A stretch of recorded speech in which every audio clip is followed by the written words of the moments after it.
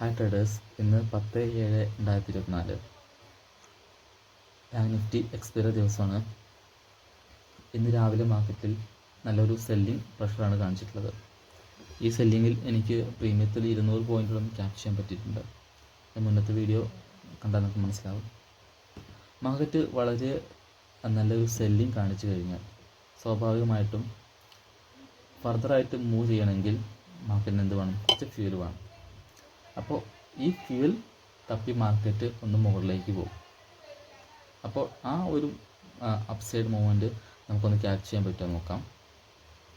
പെട്ടെന്നുള്ള മൂവ്മെൻ്റ് ആയിരിക്കും. അപ്പോൾ പെട്ടെന്ന് തന്നെ നമ്മൾ എക്സിറ്റ് അടിക്കണം, അല്ലെങ്കിൽ നമുക്ക്